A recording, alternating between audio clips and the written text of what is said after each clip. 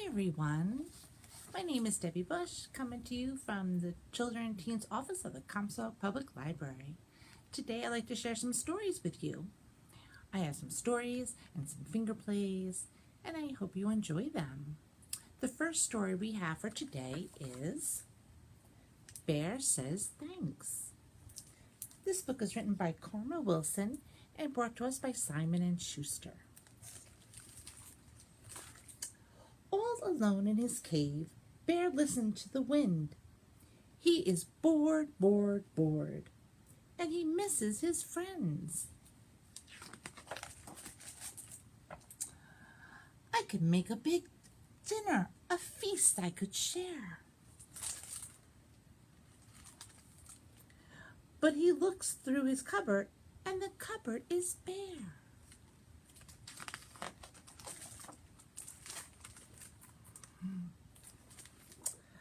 Then Mouse stops by with a huckleberry pie, and Bear says, "Thanks." Bear says, "Goodness me, a delectable pie. But I have made nothing," he adds with a sigh.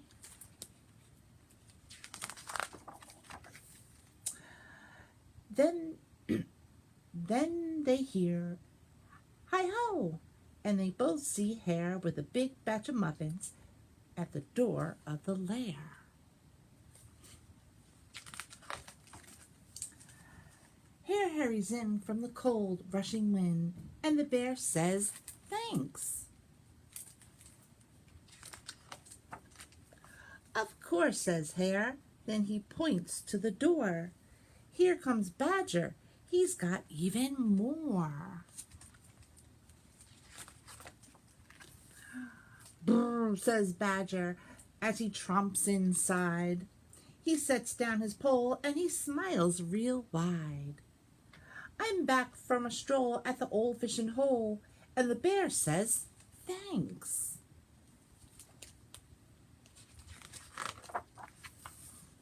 Then Gopher and Mole tunnel up from the ground. "We have warm honey nuts. Let's pass them around."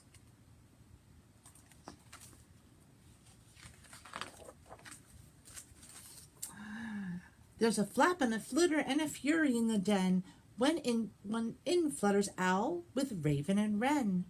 "We have pears from the trees and herbs to brew tea."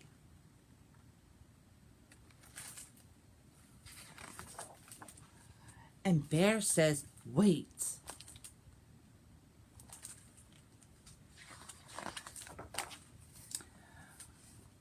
Bear mutters and he stutters and he wears a big frown. Bear signs and he moans and he plops himself down. "You have brought yummy treats, you are so nice to share, but me, I have nothing, my cupboards are bare." Mouse squeaks, "Don't fret, there's enough, dear bear. You don't need any food, you have stories to share." His friends hug him tight. "It'll be all right," and the bear says, "Thanks." They lay out their feast on a quilt on the ground, and the bear takes a seat while his friends gather around.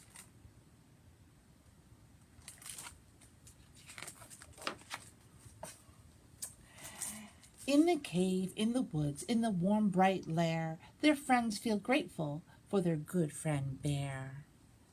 They pass around platters, they tweet and they chatter. And they all say thanks. What a great story. It's always so nice to say thank you. Okay. Next, I have a finger play I'd like to share with you.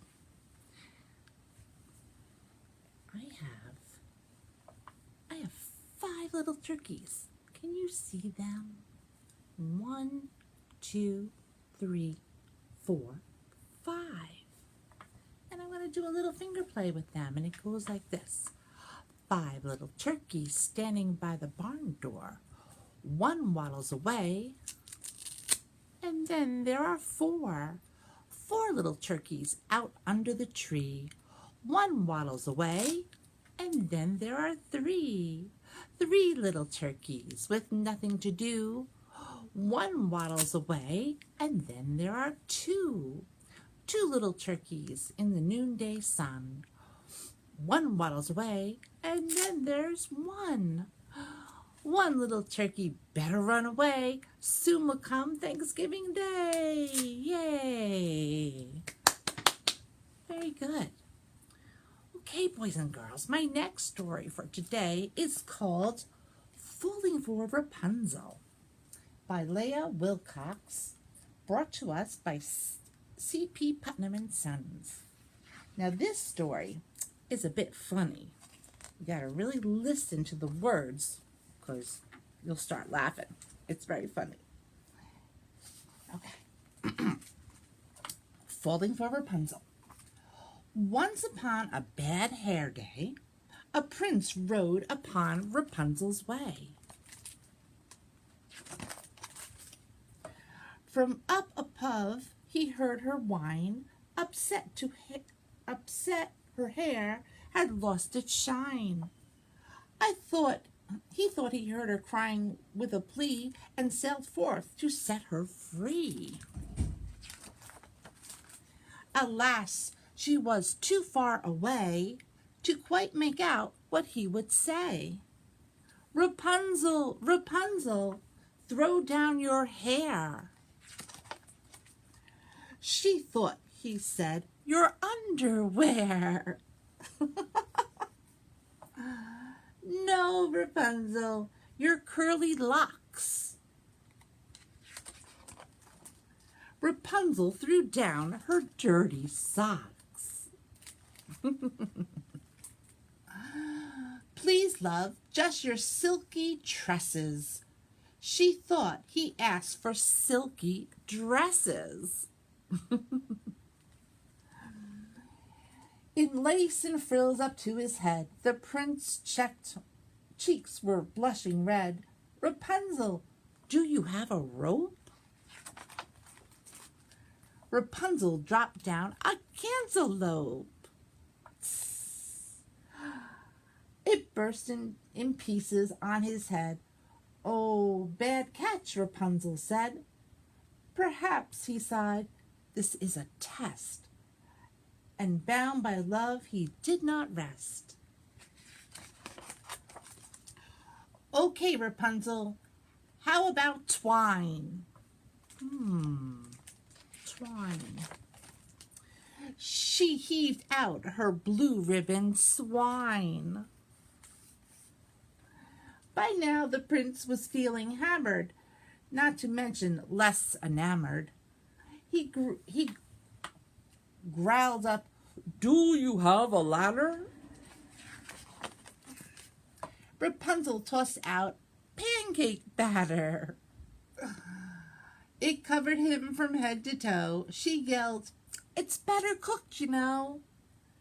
At this, the poor prince had a cry, then cupped his hands for one last try.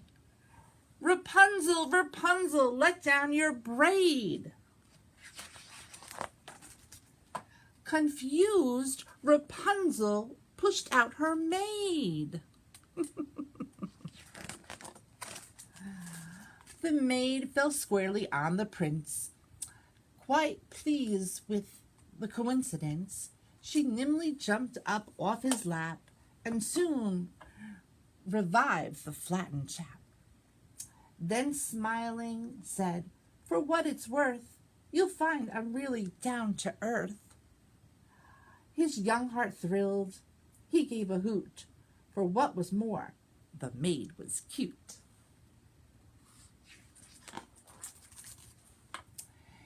She set the prince upon his steed, then leapt behind with graceful speed. And leaning close so he could hear, she whispered something in his ear. I fell for you when we first met. He nodded. How could I forget? Rapunzel watched them ride from sight. I'm glad I finally heard him right. I hope If they come back for more, they'll think to knock on my back door. Silly. And that's the story of Falling for Rapunzel. All right, I have another finger play I'd like to share with you. What do I have here? Do you know what these are? If you said apples, you're right. Do you know what color they are? If you said red, that's correct. Okay, so this is how it goes. Away up high in an apple tree, 2 red apples smiled at me. I shook that tree as hard as I could. Down came the apples. Good. Yay! Do you like apples? Raise your hand if you like apples. They're so good. All right.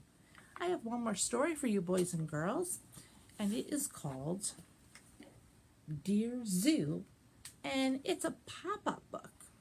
It's by Rod Campbell and brought to us from Little Simon.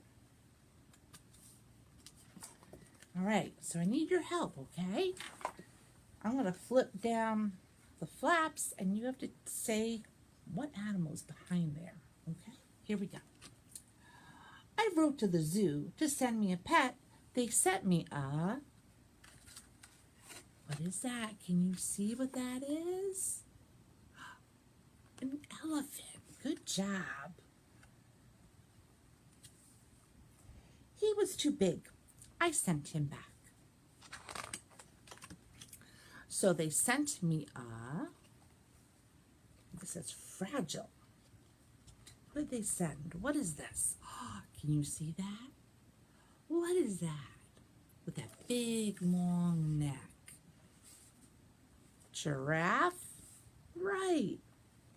But he was too tall, so I sent him back. So they sent me a... What is this? Ooh, look at those teeth. Did you say lion? Good job. He was too fierce. I sent him back. So they sent me a... What is this? Do you know what that is? If you said camel, you're correct. He was too grumpy. I sent him back. So they sent me a... What is this? It's snake. Good job. Let me hear your best snake sound. Oh, very good. He was too scary. I sent him back. So they sent me a... What is that, boys and girls? A monkey. Very good. Let me hear your best monkey. What did monkeys say? Let me hear. Oh, oh, oh, oh. Good job. He was too naughty. I sent him back. So they sent me a... What is that? You see that? It's real small. That's a frog. Very good. Can you tell what color that frog is? What color? Green. Very good. He was too jumpy. I sent him back. So they thought very hard, and they sent me a puppy. Very good. And he was perfect. I kept him. And that's the story of Dear Zoo. I hope you enjoyed this story time, and I'll have a great day, and I'll see you next time.